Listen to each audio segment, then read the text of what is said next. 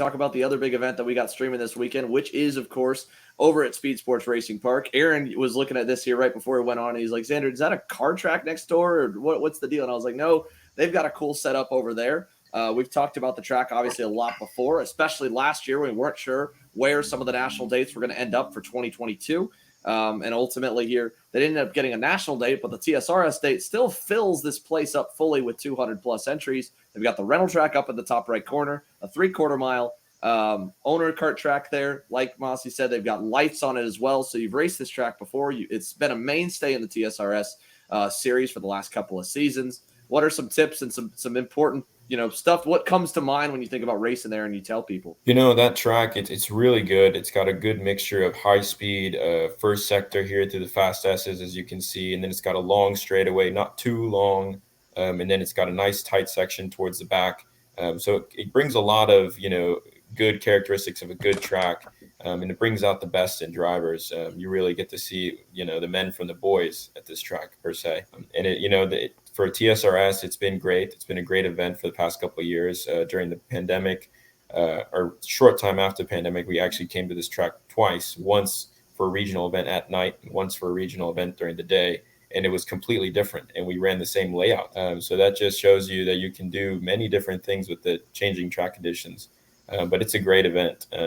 And a lot of time can be found in different parts of this track, and you need to know the secrets. You look at the track itself; it feels almost a little more narrow than some of the other tracks that we go to that are like big national level tracks, right? That can host these massive events of 200, 300 drivers, 40-plus kart grids.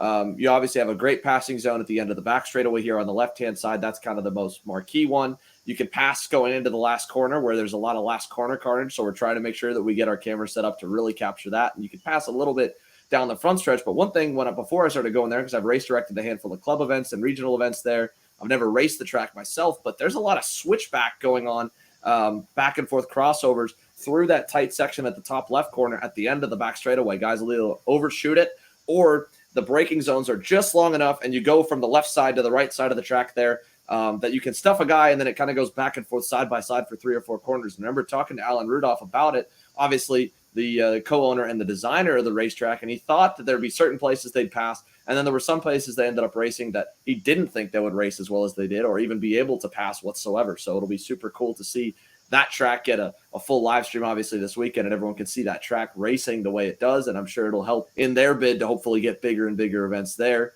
And obviously, for a promoter like Joe, you're always looking at, new markets and ways to kind of expand in the right way. So it's cool for everyone to tune in. But TSRS is a really cool program. And I think, they've done a lot of great work down there.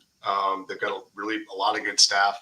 I've worked with, some of those folks down there. So, that's a killer program down there. So enjoy the weekend. And Mossy, you mentioned you had some partners that are helping make it possible for you to get out there. Obviously, want to wish you best of luck for racing this weekend at Speedsportz. I want to give you the air here if you want to give some love and some shout outs. Okay. Thank you. No, I want to say thanks to the Miscalis family, Greg Scheenenberg, Helix Electric.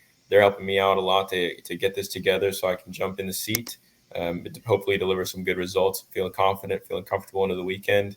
I think there's a lot of things that could go my way, and we'll give it our best shot, and we'll see if we can get out of there on the box.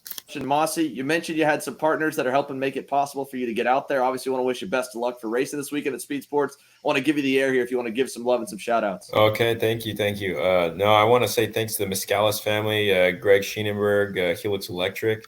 They're helping me out a lot to get this together so I can jump in the seat, hopefully deliver some good results, feeling confident, feeling comfortable into the weekend.